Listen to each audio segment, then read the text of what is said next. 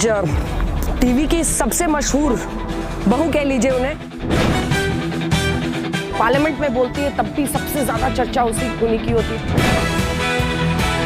बहुत जबरदस्त पॉलिटिशियन के साथ साथ एक्टर दोनों स्मृति ईरानी है। 8 साल सतत तुलसी की भूमिका में मैं रही टेलीविजन पर। आज तक की टीम और मैं, हम दोनों सर्वश्रेष्ठ काम के लिए हर एक अवार्ड प्लेटफॉर्म पर पाए जाते थे। पॉलिटिक्स में ज्यादा एक्टिंग है या एक्टिंग में ज्यादा पॉलिटिक्स है? पूरे देश में कहीं पर भी महिलाओं के खिलाफ अपराध हो तो स्मृति ईरानी पर सबसे ज्यादा सवाल आते थे। मैं अगर अबला नारी की तरह बिहेव करने लग जा रहे, मुझसे क्यों पूछ रहे हो, इसका मतलब कि मैं राजनीतिक तौर पर परिपक्व नहीं हूँ। कभी कभी सोचती हूँ अपने वो हैं जो तकलीफों में साथ खड़े होते हैं। प्रोमो से लाइन आते हुए तकलीफ में किसने साथ दिया? तकलीफ में जो राजनीति देख चुका है, जो मीडिया देख चुका है, अगर वो तकलीफ में किसी के साथ की उम्मीद करता है तो वो बेवकूफ़ है। राहुल गांधी पर आजकल कम अग्रेसिव हो गई। आप कह रही हैं कि राहुल गांधी अगर लड़ते तो आप उनको हरा देते। मुझे विशेष थोड़े बहुत तंज सहने पड़ेंगे, और क्योंकि टेलीविजन में जा रही हूँ तो लोगों को लगता है पर ये पॉलिटिकल रिटायरमेंट नहीं है। कैसे 49 पे कौन रिटायर होता है? 49 पे तो लोगों का करियर शुरू भी नहीं होता। मैं तो 3 बार की सांसद रह चुकी।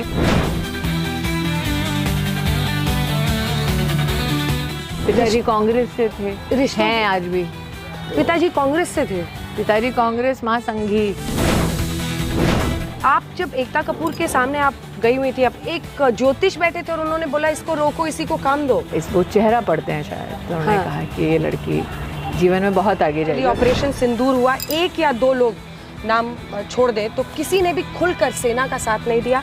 पाकिस्तान के खिलाफ एक एक्टर ने नहीं बोला फिल्म इंडस्ट्री से। जो देश के साथ नहीं है और उसका देश का साथ ना देना आपको खलता है तो ना देखिए। एक अभिनेता भी और एक बहुत बड़ी नेता भी इन पावर कॉरिडोर्स में जब हम मौजूद हैं, और आपका एक पूरा इतिहास है, मतलब लगभग 2.5 दशक से तो मैं ही आपको देख रही हूँ, कहीं भी आपने कभी 2 कदम पीछे नहीं रखा है। अब कई लोग, में पहला सवाल स्मृति ईरानी जी जिससे शुरुआत करना चाहती हूँ, वो सवाल ये है कि एक वक्त पर सास भी कभी बहू थी, मैं नहीं स्मृति ईरानी नहीं को कुछ नहीं हो सकता, स्मृति ईरानी को कुछ नहीं होना चाहिए, स्मृति ईरानी को वापस लाओ। और अब 2014 में सब कुछ छोड़ने के बाद 2025 में आप कह रही हैं कि मैं नेता तो हूँ, यहाँ मेरी ठनक रहेगी, लेकिन फिर टीवी में घर के घुसने का टाइम आ गया है। वजह क्या है? नहीं देखिए, इन 25 सालों में टेलीविज़न बहुत बदला है।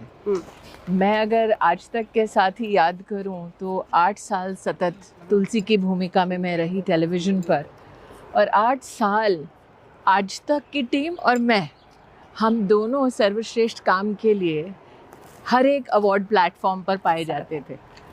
तो कई बार ये भी है कि एक शिखर पर पहुंचने के बाद नए शिखरों की तलाश होती है। 2000 से 2008 टेलीविज़न को एक नए स्वरूप में हमारी टीम ने परिभाषित किया था। रात 10:30 बजे कोई भी टेलीविज़न उस ज़माने में नहीं देखता था। उस ज़माने में महिलाएं टेलीविज़न सीरीज़ प्रोड्यूस करें, ऐसी भी एक लंबी कतार नहीं थी। उस वक्त एक महिला एक्टर पूरा सूत्रधार बने और पूरा एक केंद्र बिंदु बने किसी धारावाहिक का, वो भी चलन नहीं था। और इन सभी चीज़ों को एज अ लैंडमार्क स्थापित करना अपने आप में मुझे लगता है कि एक अनूठा अध्याय था हमारे जीवन का। मुझे आज भी याद है जब हमने पहली बार ये शो करना शुरू किया था, हम लगभग 120-150 करीब लोग थे। किसी के पास अपना घर नहीं था, किसी के पास गाड़ी नहीं थी। हम सब ने अपने जीवन की, जो कहते हैं ना, आर्थिक शुरुआत, पहला पायदान वो उस धारावाहिक के माध्यम से रखा था। तो जब लोग हमें देखते हैं पर्दे पर, शायद उन्हें इस बात का एहसास नहीं होता कि कितनों के घर में चूल्हा जलता है, सिर्फ इसलिए क्योंकि वो टेलीविज़न स्विच ऑन करते हैं। क्या बात है। इस पर मैं आऊँगी, लौट कर उन दिनों की भी बात करूँगी, लेकिन एक थोड़ा इंटरेस्टिंग सवाल मेरे मन में आया कि आपने तो सब देखा, आपने कहा कि इतने लोगों का घर चलता है, रूप बदलते रिश्तों वो तो गाना तो सबकी जुबान पर है, नए नए सांचे में ढलते हैं। हाँ, तो आप मैंने भी एक उसको नए सांचे चरितार्थ किया है। हाँ। आपने उसको चरितार्थ किया। लेकिन गोइंग बैक, पॉलिटिक्स में ज्यादा एक्टिंग है या एक्टिंग में ज्यादा पॉलिटिक्स है? पॉलिटिक्स में एक्टिंग है, ये सवाल पॉलिटिक्स की और देश की संसद की तौहीन है। मुझे लगता है हमें इस बात को बड़े गंभीरता से समझना होगा एक तो देश की संसद तक या फिर किसी भी राजनीतिक दल में एक ऐसी महिला जिसका राजनीति से कोई सरोकार नहीं, जिसका कोई ऐसी ना गॉड फादर गॉड मदर है, ना ऐसी कोई राजनीतिक पृष्ठभूमि है, ना किसी राजनीतिक परिवार से है जहाँ पर दमखम से कोई पिता या माँ उनके लिए जगह बना दे, तो आसान नहीं होता। और मेरा ये मानना है कि जब आप राजनीति में एक्टिंग है कि नहीं ये सवाल करते हैं तो कहीं ना कहीं उस संघर्ष को डाइल्यूट कर देते हैं, उस सेवा को डाइल्यूट कर देते हैं। पॉलिटिक्स में आप एक्टिंग कर नहीं सकते क्योंकि रोज़मर्रा के लोगों की तकलीफ़ों का आपसे समाधान मिले, ऐसे आपसे अपेक्षा होती है। और अगर आप में वो इंसानियत नहीं है तो आप पॉलिटिक्स के लिए नहीं बने हैं। लोगों को कई बार लगता है नेता मतलब जो भाषण देता है, नेता मतलब जो भीड़ में होता है, नेता वो जो सत्ता की कुर्सी पर विद्यमान होता है या विपक्ष में चिल्लाता है। सही मायने में जब मुसीबत आती है नेता वो होता है जो पहला कदम रखता है, भीड़ उसके पीछे होती है। आप में अगर वो दमखम नहीं है कि आप अपनी छाती पे वो वार ले सकें तो पॉलिटिक्स आपके लिए नहीं है। आप में अगर वो करुणा नहीं है कि एक व्यक्ति आपके पास क्यों आएगा। आजकल आप देखें अपनों के पास अपनों के लिए टाइम नहीं होता, तो एक व्यक्ति अपने जीवन का समय निकालकर एक नेता के पास क्यों आएगा, ज़रूरत के लिए आएगा। बच्चा बीमार है, बच्चे का एडमिशन है, माँ बाप कहीं ना कहीं प्रताड़ित हैं या माँ बाप कहीं ना कहीं किसी विषय से विचलित हैं, इसलिए वो आपके पास आएगा। या घर नहीं है, या खेत कोई छीन रहा है, खेत में पानी नहीं है, घर में बिजली नहीं है, घर के बाहर नाली फंस गई है, उसी के लिए तो नेता चाहिए। वरना लोग तो अपनी ज़िंदगी जी ही रहे हैं। तो आप साधन भी हैं, आप समाधान भी हैं, समन्वय का पात्र भी हैं। अगर आप ये तीन नहीं हैं, you have no business being in politics। हालांकि आप 2003 में आई थी, लेकिन 2014 के बाद तो आप सीधा मतलब 2003 में मैं संगठन में पहला दायित्व मिला था मुझे। हाँ। वहाँ से जब आप 2014 में पहली बार कैबिनेट मंत्री बनती हैं, इस पूरे, क्योंकि आपके प्रोमो में सास भी कभी बहू थी कि प्रोमो में आपकी पहली लाइन है कि दोस्त वो नहीं होता है जो तस्वीर में साथ खड़ा हो, वो होता है जो तकलीफ में साथ खड़ा हो। जी। क्या पॉलिटिक्स में भी ऐसा था? आपको लगा कि मतलब जो रिश्ते बनते हैं, और जो थिएट्रिक्स में बात कर रही थी वो ये है दरअसल कि हर कोई एक दूसरे पर अटैक करने में कई बार सीमाएं लांघता है। अगर पूरे देश में कहीं पर भी महिलाओं के खिलाफ अपराध हो तो स्मृति ईरानी पर सबसे ज्यादा सवाल आते थे। नहीं, लेकिन वो उचित है। मुझे ऐसा लगता है कि जब मुझ जैसा व्यक्ति जो हर मुद्दे पे एक राय रखता है, जो हर मुद्दे पे बोलता है, उससे पूछने में कोई किसी प्रकार की हानि नहीं है। या आप अगर किसी राजनीतिक मंशा से विशेष रूप से मुझे टारगेट करते हैं तो वो राजनीति का एक नियम है, वो राजनीति का एक स्वभाव है। मैं अगर अबला नारी की तरह बिहेव करने लग जा रहे, मुझसे क्यों पूछ रहे हो, इसका मतलब कि मैं राजनीतिक तौर पर परिपक्व नहीं हूँ। और अगर देश में कोई भी मुद्दा हो महिलाओं के संदर्भ में मुझसे पूछे भी तो उसमें हर्ज क्या है।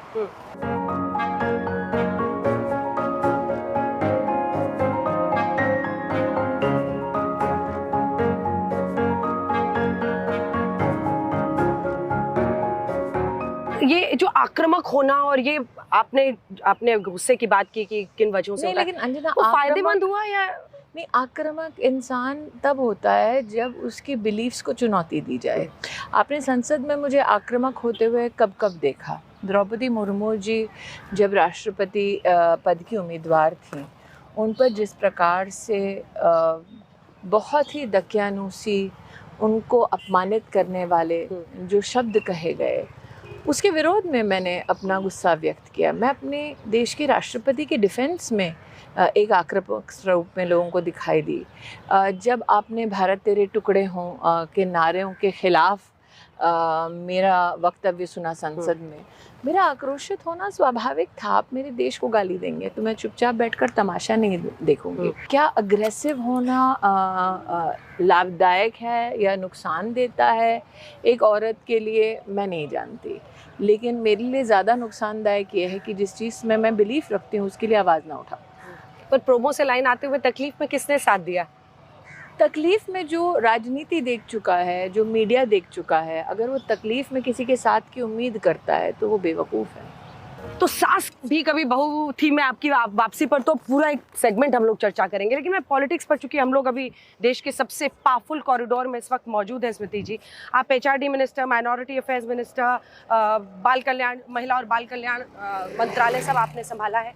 NCERT की किताबों को लेकर बहुत चर्चा है, आपके वक्त भी कई विवाद हुए थे, लेकिन मुगलों में अकबर को क्रूर शासक बताना विपक्ष को लग रहा है कि ये मुस्लिमों के खिलाफ बीजेपी सरकार का एजेंडा है। जो करिकुलम बनाते हैं NCERT का आपने इसमें उल्लेख किया, उनके पास पॉलिसी बनने के बाद ये उनके तत्वाधान में है कि वो लोग एक्सपर्ट्स को लेके करिकुलम बनाए।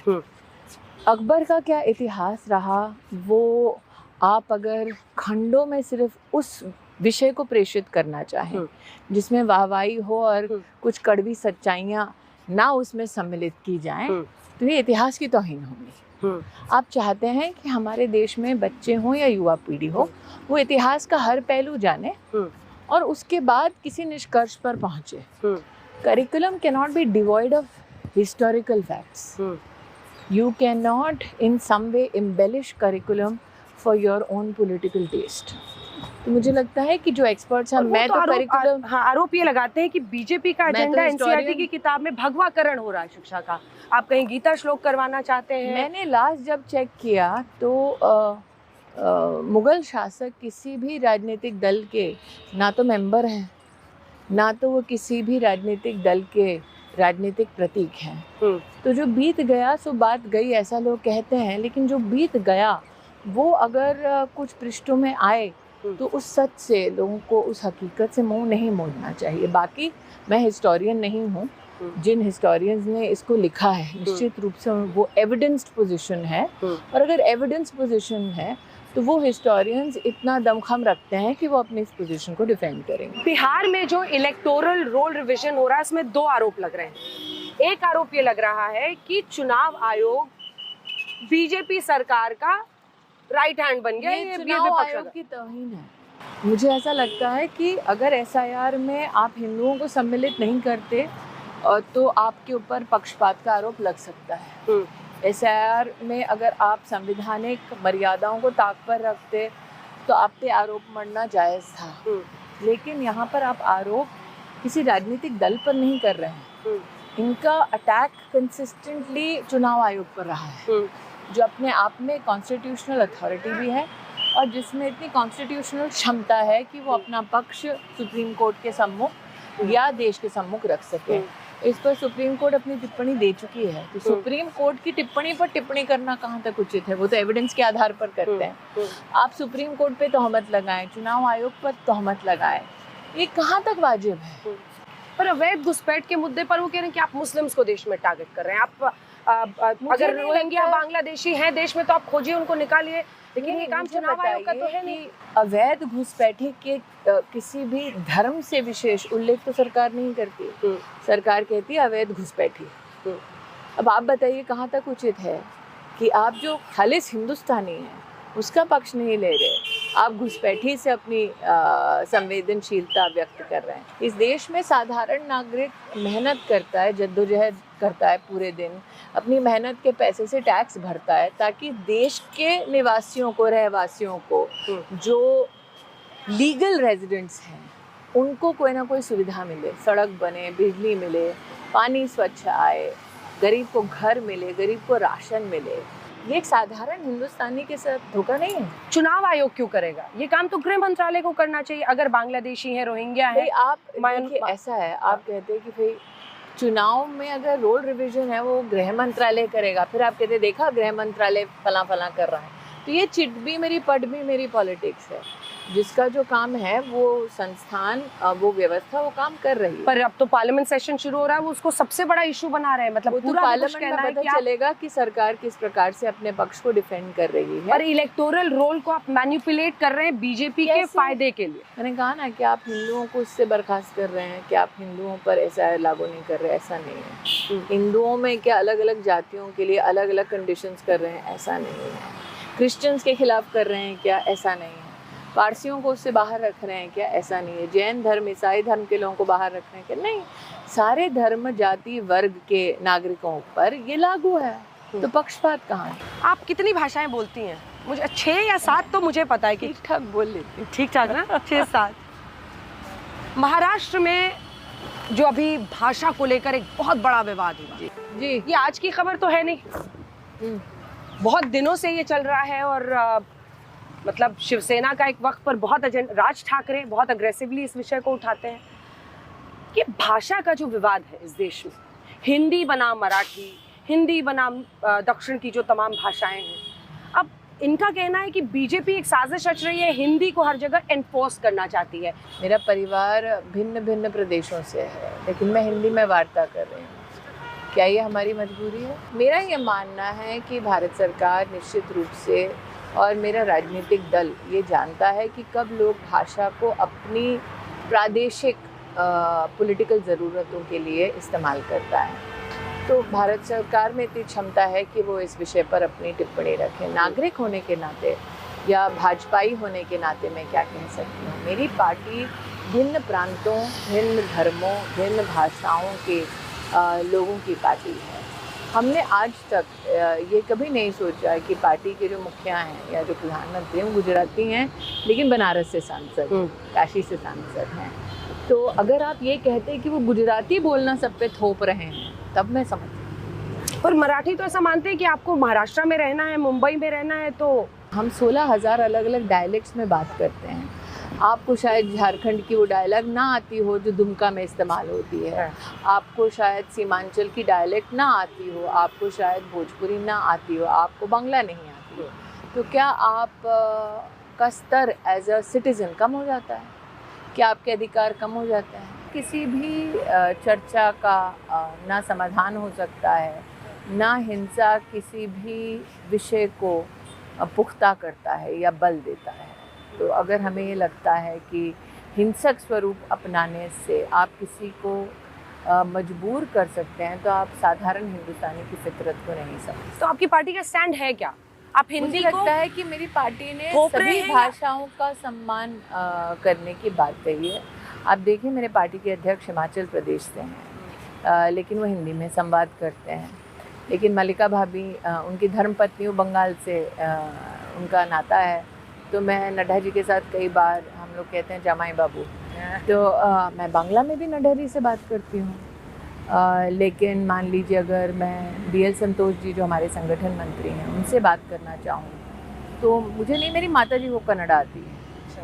तो कई बार मेरी माताजी घर में अगर नहीं चाहती कि बच्चे कुछ समझें, तो वो तेलुगु में बात करने लगती हैं क्योंकि उनको आती है। लेकिन कहीं भी हमारे अपने परिवार में किसी को, अब मैंने पारसी परिवार में शादी की, तो गुजराती मेरी मूल भाषा नहीं थी, लेकिन मैंने शादी के बाद वो मुझे आई, मैं बोलना शुरू कर दिया मैंने उसमें।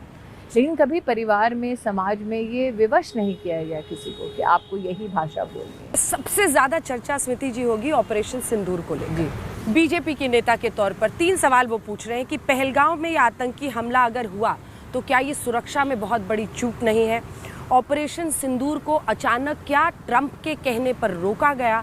और तीसरा, आतंकवाद को लेकर क्या हमें जितना विश्व से समर्थन मिलना चाहिए था, जिन देशों से प्रधानमंत्री के बहुत अच्छे रिश्ते हैं, अनेकों देश हैं जिन्होंने सर्वोच्च नागरिक सम्मान उन्हें दिया है, उनमें से कितने खुलकर हमारे साथ खड़े हुए? 3 प्रश्न। क्योंकि राष्ट्रीय सुरक्षा का मुद्दा है, इसलिए हर भाजपाई को भी ये ताकीद की जाती है और कि सरकार जब अपना पक्ष रखेगी संसद में, तत्पश्चात आप उस पक्ष को लेकर संवाद का विषय बनाएं। क्योंकि राष्ट्रीय सुरक्षा के साथ साथ राष्ट्रीय स्वाभिमान, अभिमान का मुद्दा है। तो मेरा ये मानना है कि सरकार जो अभी पार्लियामेंट में बोलने वाली है उस पर आप ख़ास तवज्जो दें। जहाँ तक कि अरे अकेले खड़े हैं आतंकवाद से घिरे हुए भारतीय, मेरा ये मानना है कि प्रधानमंत्री चाहे विश्व के किसी भी भूभाग में गए हैं, उन्होंने कभी ये नहीं कहा कि आप मुझे मेडल ले रहे हैं तो मेरा राष्ट्र आपके अधीन रहेगा। प्रधानमंत्री ने कभी नहीं कहा अरे आप मुझे गले लगा रहे हैं तो मेरा राष्ट्र आपके अधीन रहेगा।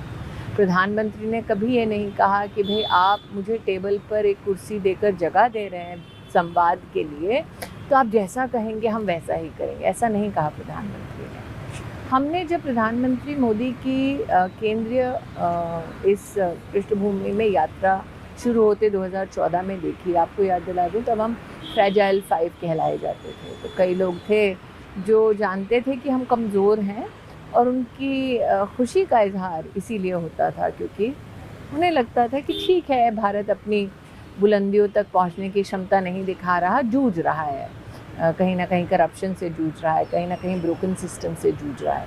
धीरे धीरे चलते चलते चाहे कितने भी मेडल पाए हों, प्रधानमंत्री मोदी ने कहा कि हम विश्व की सबसे बड़ी अर्थव्यवस्था क्यों ना बने, नंबर 4 पर पहुंच गए। अब जो नंबर 1, 2, 3 पर हैं वो थोड़ी ना सडनली आपको भाईचारे की नज़र से देखेंगे।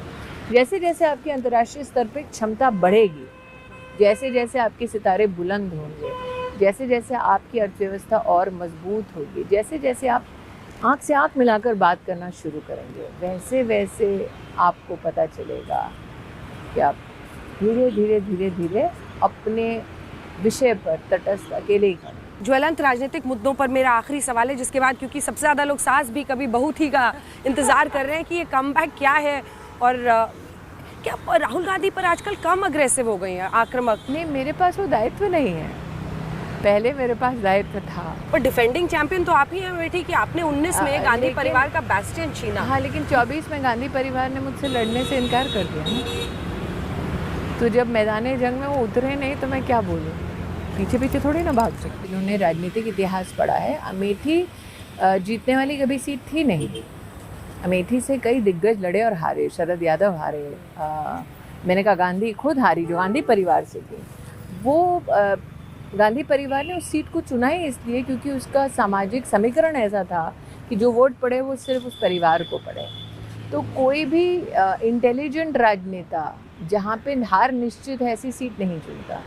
अगर उसको वो दी गई सीट तो पार्टी के दायित्व के स्वरूप में उसको स्वीकारना पड़ता है। और अनहोनी को होनी कर दे, होनी को अनहोनी वाली सिचुएशन 19 में आपने देखी, क्योंकि 14 से 19 तक, 14 में मैं हारी थी लेकिन 14 से 19 तक मैंने काम बहुत किया और कहीं ना कहीं लोगों में दया भाव था कि इतना काम किया दीदी ने, इनको एक मौका देते हैं, जो उन्होंने दिया। मैं आपसे मिली थी जब अमेठी के लिए आपका नाम बोला गया था और आपने कहा कि मुझे चुनते भी ऐसी सीट के लिए है, बट ठीक है चैलेंज लेती हूँ 14 से 19 तक। लेकिन 25 आते आते आपको क्या लगता है अमेठी में ऐसा क्या हुआ? आप कह रही हैं कि राहुल गांधी अगर लड़ते तो आप उनको हरा देती। नहीं बिल्कुल, इसलिए तो वो लड़े नहीं। मेरा ऐसा मानना है कि 2004 में भी जब मैं लड़ी तब हारी थी। अब सोचिए अगर 2004 में जीत जाती तो आज ये वाली स्मृति ईरानी आपके साथ बैठी हुई थी। और 25 होते होते तो आपने घर बना लिया वहाँ पे, आपके घर में गई थी। हाँ, आप लोगों के बीच में रहती थी। क्या हुआ? देखिए, मुझे ऐसा लगता है कि अगर मैं नालायक होती और लोग कहते इसने काम नहीं किया तो मुझे ज़्यादा दुख होता।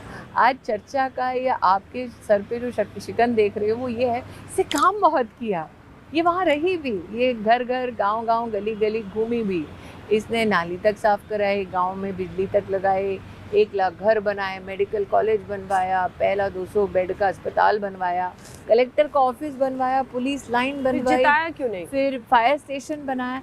क्योंकि काम और राजनीतिक समीकरण में फ़र्क होता है। ये जो पॉलिटिक्स में है वो उसे समझते हैं। राजनीति का राष्ट्रनीति से कोई लेना देना नहीं। मैं राष्ट्रनीति में सम्मिलित हूँ, आपने राजनीतिक परिणाम दो।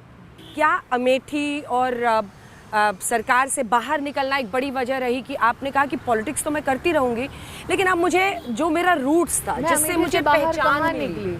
मैं शायद क्योंकि राष्ट्रीय अध्यक्ष कांग्रेस को हरा चुकी हूँ तो मुझे विशेष थोड़े बहुत तंज सहने पड़ेंगे, और क्योंकि टेलीविज़न में जा रही हूँ तो लोगों को लगता है अरे सास भी कभी बहू थी में आप मतलब फिर से टीवी पर आ रही हैं और इतना ड्रामेटिक बैकग्राउंड हमें मिल गया है तो मुझे लग रहा है कि इस पर एक सवाल हो ही जाना चाहिए कि क्यों लिया ये फैसला आपने, इसकी वजह क्या है?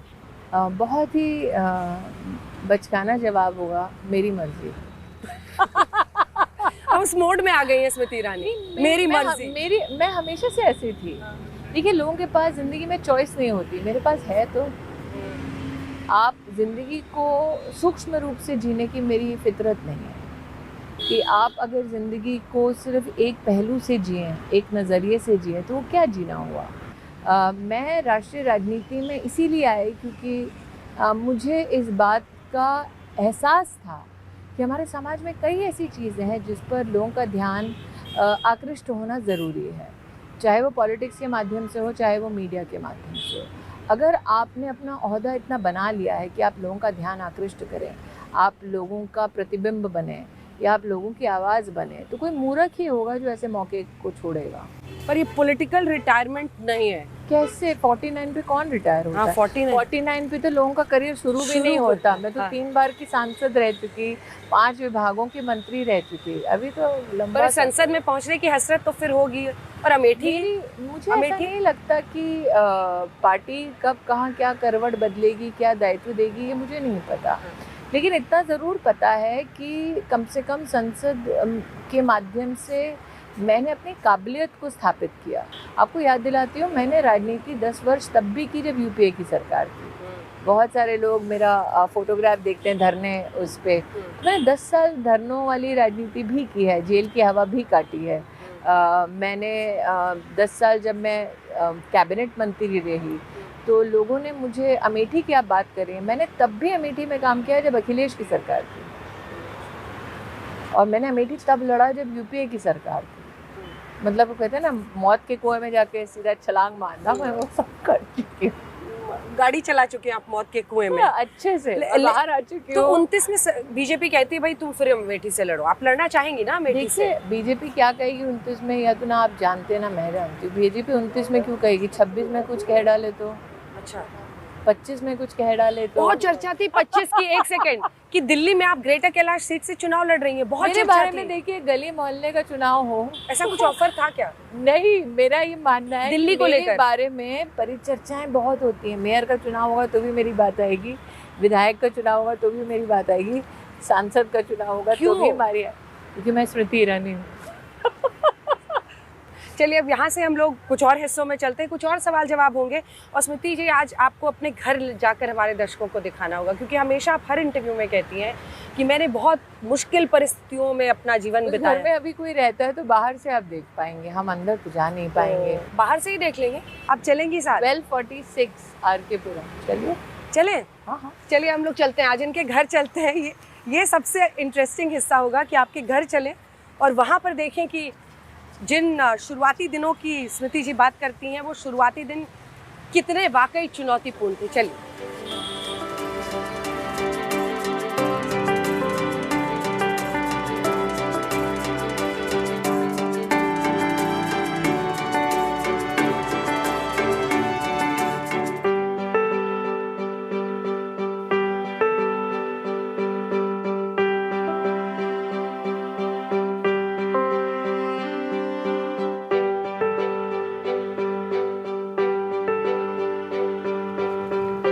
आर.के. पुरम के नंबर क्या है? सेक्टर 7, 1246। ये घर है, ये ऊपर वाला? ये ऊपर वाला घर। यहाँ पे माँ, 3 बेटियाँ, नाना नानी, 2 मासियाँ, 1 मामा। कितने लोग हो? तो लगभग, हाँ, सबके सब एक कमरे का है। एक ड्राइंग रूम टाइप और एक बेडरूम होगा। एक छोटा सा, हाँ, स्कूलिंग यहीं से जी, यहाँ से चलते चलते हर दिन सेक्टर 12 आर.के. पुरम जाती थी। वहाँ पे कुछ स्वयंसेवकों द्वारा एक छोटा सा स्कूल था, हाँ। टेंट वाला, वहाँ पढ़ती थी। अच्छा। सामने एक कॉन्वेंट स्कूल होता था, पक्की दीवार वाला। हाँ। और मेरी बड़ी इच्छा थी कि वहाँ पढूं, कॉन्वेंट स्कूल में। लेकिन माँ ने कहा कि पैसे नहीं थे। तो माता जी जो हैं, ताज मानसिंह, जो दिल्ली में है, वहाँ हाउसकीपर का काम करती थी।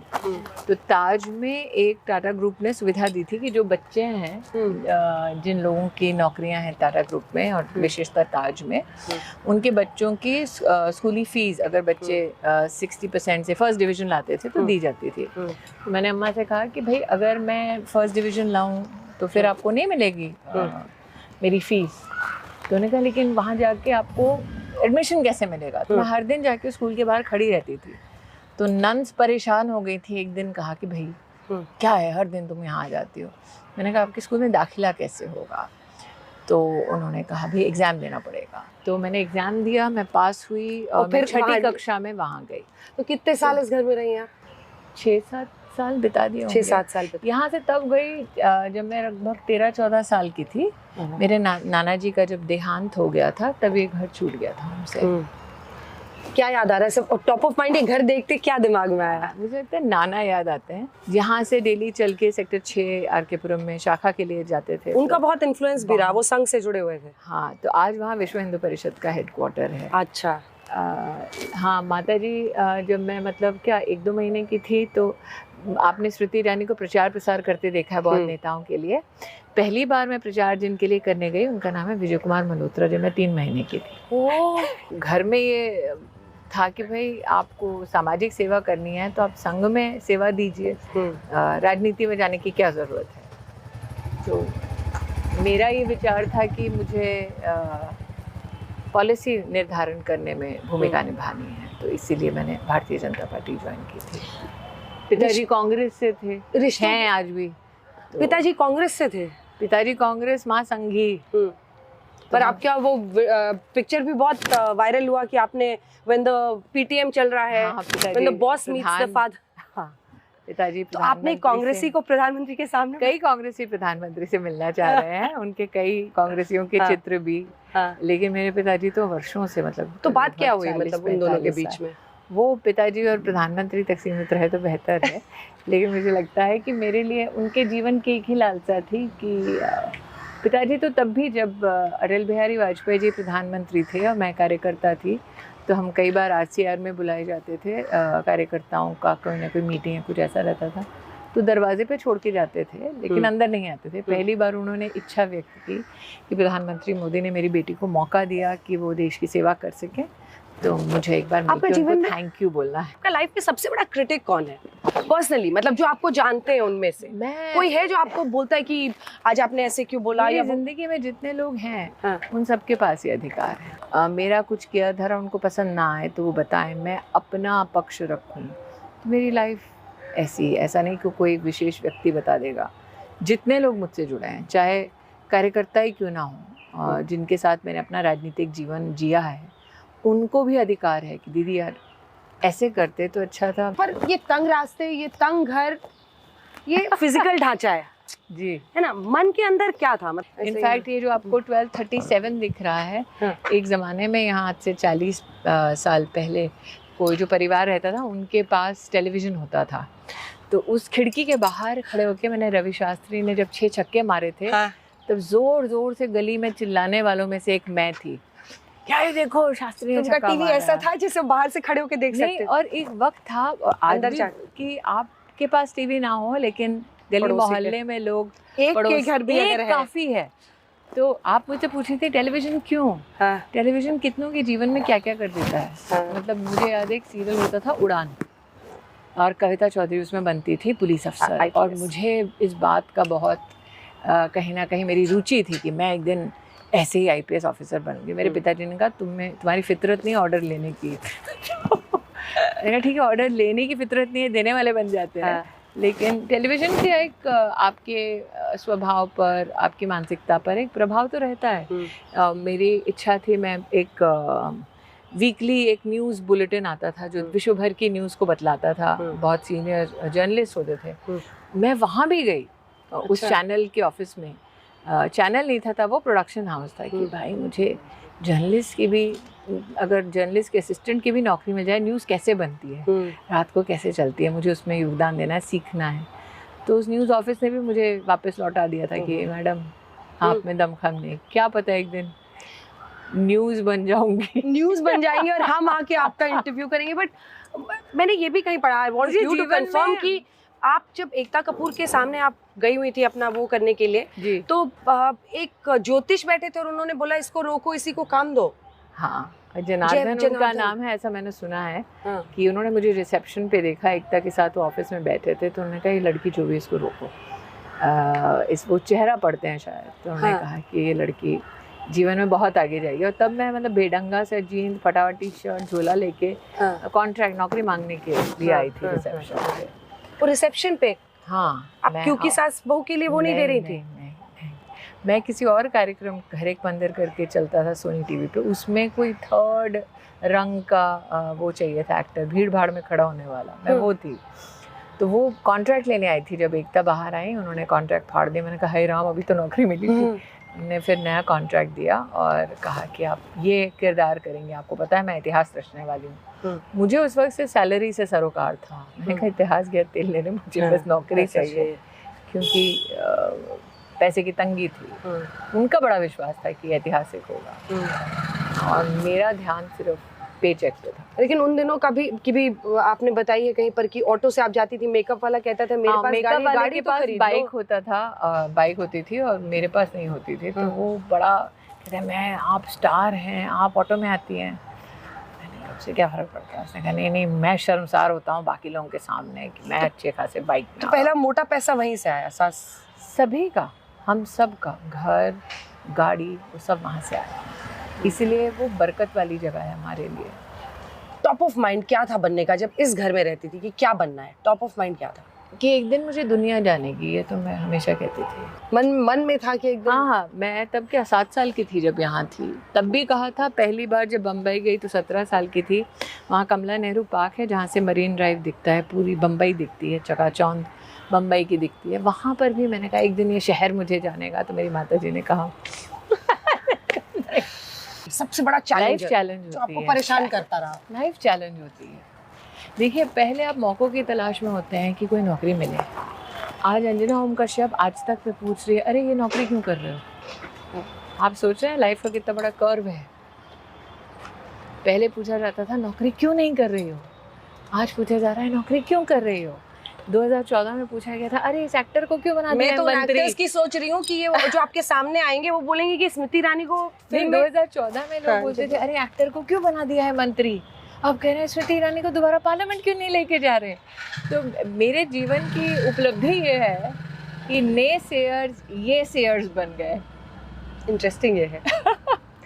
पर 14 में आपको एसबी ये सास बहू का फिर से वो होना था, शुरू होना मेरे था। पास आपने मैं सब शूट छोड़ के कर आते रही थी। हाँ, मैं फिल्म शूट भी? कर रही थी ऋषि कपूर के साथ एक फिल्म। चुनाव समाप्त हो गया था, हम बोरिया बिस्तर बांध के अपने काम को निकल गए थे। शिमला में शूटिंग चल रही थी, ऋषि कपूर, आसिन, अभिषेक बच्चन और हम तो टीवी के आसपास इकट्ठा होने वाले थे कि अगले दिन प्रधानमंत्री मोदी शपथ लेंगे तो कैसा लगेगा और कैसा रहा चुनाव। तो ऋषि सर तो बहुत पॉलिटिकली एस्ट्यूट व्यक्ति थे, तो उनको देश का ऐसा नहीं है कि कोई विषय उससे अपरिचित हो। तो ऋषि सर, मैं, हम लोग सब ये सब बातें करते। अभिषेक इतना राजनीति के बारे में चर्चा स्वेरिंग नहीं इन करते देखनी थे। है, ये बात चल रही थी। तो मैं, ऋषि सर, हम सब ऐसे ऐसे बात कर रहे थे और सुबह लगभग 7 बजे कॉल आया। 26 जून को लिया था तब हाँ पीएम ने जी, हाँ जी। Swearing in. हाँ, तो उसी 14 सुबह फ़ोन आया कि आपको शपथ लेनी है। 2014 26 जून आपको सुबह में कॉल आया? हाँ, मेरे को उससे पहले एक दिन जानकारी पहले भी नहीं नहीं? आई थी, नहीं। और तब मुझे कहा गया, तो मैं परिवार के साथ थी, हमने कहा चलो गाड़ी निकालो, ड्राइव डाउन करो फटाफट। मैं ये सोची थी एक ही व्यक्ति है जो टाइम पे नहीं पहुँचेगा। और क्योंकि मेरी तैयारी नहीं थी, इसलिए कपड़े वपड़े बाकी लोग तो तैयारी करके अच्छे अच्छे कपड़े पहनते हैं। तो अगर आप देखें, मैंने एक साड़ी पहन रखी है जिसमें कमल का फूल है, वो किसी कार्यकर्ता की धर्मपत्नी ने दी थी प्रचार के लिए कि दीदी, तो मैंने कहा वही है और क्या, साड़ी नहीं है, कुछ नहीं। और जब ड्राइव डाउन कर रही थी शिमला से, तो पीयूष को मैंने फ़ोन किया था, पीयूष गोयल को। मैं, पीयूष भाई देखो ना, एक बेटी को साथ आना है और हमारे पास पास नहीं है, तो आप मुझे एक पास देंगे क्या कि मेरा परिवार आके देख सके। तो उन्होंने कहा अरे तुम कैबिनेट मिनिस्टर बनना। तब पता चला मुझे कि क्या मुझे चीज़ तब होती है। भी नहीं पता था कि मुझे कैबिनेट में ला रहे हैं। तो पीयूष भाई ने नहीं बोला होता तो वहाँ राष्ट्रपति भवन पहुँच के सीट देख के पता चलता। अच्छा, सामने जो एक्टिंग अभी करने वाले हैं, कुछ सीरीज कुछ शूट हुए एपिसोड्स नहीं हुए हैं। मैं तो सोच रही हूँ अगर उसमें आपको किसी को कोई डांटने वाला शॉट होगा, वो मैं एक्टर तो उनको ऐसे डांटूं कि ऐसे वो ऐसे मुझे- पहले से। हाँ नहीं, मुझे एक कैरेक्टर सीन में डांट चुके हैं, तो मुझे बोलना पड़ता है उनको कि अच्छे से डांटो। तो ऐसे हाँ, मैं डांटूंगा स्मृति को। उनको लगता है वो स्मृति ईरानी पे मतलब आपको नहीं, पर्सनली वही पात्र है ना। आपको पात्र को कई भूमिकाओं में, कई इमोशंस में प्रस्तुत करना है, तो आप कैसे करेंगे। और ये एक्टर्स का समूह है, ये अकेले तो आप है नहीं कि आप गए क्रीज पे, आपने चौका छक्का मारा और आप मैन ऑफ द मैच हो गए। इमोशन व्यक्त करने के लिए एक परिवार चाहिए। हाँ, एक परिवार चाहिए, लेखन अच्छा होना चाहिए। लेकिन कौन टीवी में, कई लोग ये कह रहे हैं कि यार 2000-2008 का जमाना अलग था, जब लोग रात में बैठ के, अब स्मृति ईरानी आने वाली है, सास भी कभी बहू थी, मुझे लगता है अब कोई इसीलिए देखेगा तो क्या वैसे टीवी? मेरी इंडस्ट्री का बहुत बड़ा इसमें आज निर्भरता है कि हम जैसे लोग अगर आकर मेरी इंडस्ट्री को पुनः ताकत दे सकें, वो 20 लाख लोग जो नौकरी करते हैं उनको ताकत दे सकें, रेवेन्यू का विस्तार कर सकें और लोगों को नौकरी मिलने का ही साधन मिलेगा। 150 लोगों के साथ पहले काम करते थे, अब नए 150 का परिवार जुड़ा है जिनकी नौकरियां, जिनकी दिनचर्या, जिनके घर की रसोई हम पे निर्भर है। तो अगर आप 150, 200 या एक पूरी इंडस्ट्री को क्षमतावान बना सके और तो उसमें हर्ज क्या है? कई लोग इंडस्ट्री को सिर्फ ग्लैमर की दृष्टि से देखते हैं, जो कैमरा के सामने कितनों की नौकरियां लगी। लेकिन हैं ओटीटी दांव तो अब गाली गलौज का प्लेटफॉर्म बन गया है। हाँ, लोग ये तो भी मानते हैं कि उसमें भी वहाँ पाएंगे। अगर उसमें आप ये सब कर सकें तो भी तो एक नया कदम है कि दूसरों के लिए मार्ग प्रशस्त कर सकते हैं कि अगर एक ऐसी चीज़ जो पारिवारिक है, जो संयुक्त परिवार के बारे में है, जो आज की हकीकतों को दर्शाती है, पुराने ज़माने के मूल्यों की बात करती है, अगर वो ज़िंदा रह सकती है तो क्या हम सबको गाली गलौज करने की ज़रूरत है? क्या सारा कंटेंट वैसा बनना ज़रूरी है? ये अभिव्यक्ति की आज़ादी की हम बात करते हैं तो हर क्रिएटर को ये कहीं ना कहीं फ्रीडम है। आप किस प्रकार की क्रिएटिविटी प्रस्तुत करना चाहते हैं, वो फ्रीडम कितनी सक्सेस में परिवर्तित होगी ऑडियंस पे डिपेंड करती है। तो अगर ऑडियंस गाली गलौज वाला कंटेंट देख रही है तो बंदूक सिर्फ क्रिएटर पर क्यों ताना जा रहा है? आपने ये कहा कि अब ये वक्त है जब मैं भी कुछ इंडस्ट्री के लिए अगर कर सकूं तो मुझे जाके करना है, लेकिन ये वही फिल्म सबसे इंडस्ट्री। पहले मैं फिल्म की बात नहीं, मैं टेलीविजन की बात कर रही हूँ। इनफैक्ट सबसे पहले टीवी पे लौटते वक्त अपनी यूनियन के ऑफिस में फ़ोन किया गया अच्छा। कि मेरी लाइफ मेंबरशिप है, वो कार्ड, वो नंबर अभी भी चल रहा है कि नहीं। क्योंकि जब आप इंडस्ट्री में जाते हैं, टेलीविज़न फिल्मों से अलग है, तो क्या आप उस प्रकार के नियमों का पालन कर रहे हैं या अपने आप को नियम से ऊपर समझ रहे हैं? तो अब मेरी यूनियन के लिए एक मापदंड हो गया कि अगर स्मृति ईरानी भी यूनियन के दफ्तर में फ़ोन करके कह रही है कि ये मेरी मेंबरशिप है, इसको मेरे कॉन्ट्रैक्ट का हिस्सा बनाओ, हाँ, तो अगर मैं ये कह रही हूँ तो यूनियन कह सकती है दूसरे लोगों से, अगर ये नियम का पालन कर रहे हैं तो आप क्यों नहीं कर रहे? लेकिन एक चर्चा पूरे देश में चली, ऑपरेशन सिंदूर हुआ, एक या दो लोग नाम छोड़ दे तो किसी ने भी खुलकर सेना का साथ नहीं दिया। पाकिस्तान के खिलाफ एक एक्टर ने नहीं बोला फिल्म इंडस्ट्री से। उस फिल्म इंडस्ट्री को कैसे आईना दिखाया जाए? क्यों दिखाया शोहरत जाए? आपको यहाँ से मिलती है, क्यों दिखाते हैं? जो देश के साथ नहीं है और उसका देश का साथ ना देना आपको खलता है तो ना देखिए उसको, क्योंकि आप साधारण नागरिक होने के नाते अपना प्रतिशोध या अपनी भावना कैसे व्यक्त कर सकते हैं?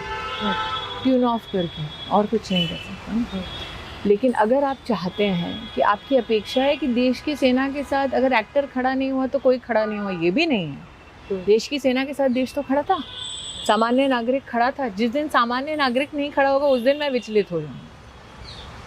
तो देश की सेना के साथ जब तक सामान्य नागरिक, देश की संसद खड़ी है, एक्टर क्या कर रहा है उस एक्टर को आप अपनी कटघरे में लाइए, उससे पूछिए कि वो इस स्वभाव का क्यों है। कई नेता हैं जो लेकिन पूछ मुझे रहे नहीं लगता देश अब इस उम्मीद में बैठा रहता है कि कब एक्टर बोलेगा भारत माता की जय। इन हकीकतों से परिचय देश का हो चुका है। कई पॉलिटिशियंस पूछ रहे थे कितने प्लेन गिरे, कितने हमारी सेना को नुकसान हुआ, ये क्यों नहीं सरकार बता रही? आज संसद का सत्र चल रहा है, निश्चित रूप से वहाँ बताया जाएगा। जैसे कि मैंने कहा ना, राष्ट्रीय सुरक्षा के मुद्दे पर बड़ा आसान होता है हेडलाइन ग्रैबिंग स्टेटमेंट देने का। मैं भी कर सकती हूँ, बड़ी आसानी से बोल सकती हूँ, लेकिन पार्लियामेंट में फैक्ट्स रखने का अधिकार और जिम्मेदारी दोनों सरकार की है और राष्ट्र फैक्ट से चलेगा। और संसदीय हमारी जो मर्यादाएं हैं या जो इतिहास है उसमें संसद में झूठ नहीं बोला जाता। आपको फैक्चुअल पोजीशन रखनी पड़ेगी। और आज जियोपॉलिटिक्स में और सोशल मीडिया और मीडिया के अलग अलग आयामों की वजह से सच छिपता भी नहीं है। तो मुझे लगता है कि राष्ट्र की सरकार इतना दमखम रखती है कि सारे तथ्यों को विपक्ष के सामने, संसद के माध्यम से देश के सामने रख के, ये भी हमें इस बात का एहसास होना चाहिए कि इंटरनल सिक्योरिटी और जियोपॉलिटिकली कुछ तथ्य ऐसे हैं जो पॉलिटिकल पार्टीज़ की लीडरशिप तक सीमित रहेंगे, जो सार्वजनिक नहीं होंगे। इस मैच्योर रियलिटी को समझने की ज़रूरत है।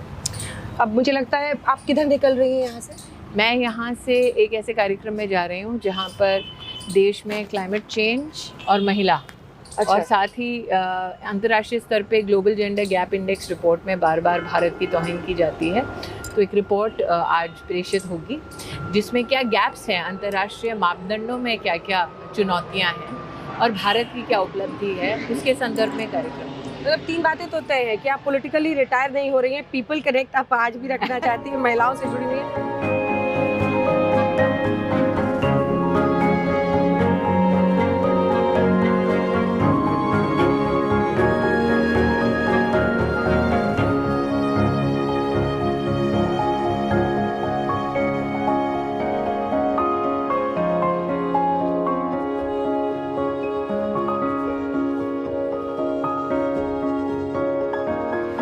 स्मृति ईरानी से ये खास बातचीत आपने देखी। राजनीति भी नहीं छोड़ रही हूँ, पॉलिटिक्स हमेशा मेरे रगों में रहेगा, और टेलीविज़न पर भी वापसी कर रही हैं फेवरेट बहू बनकर।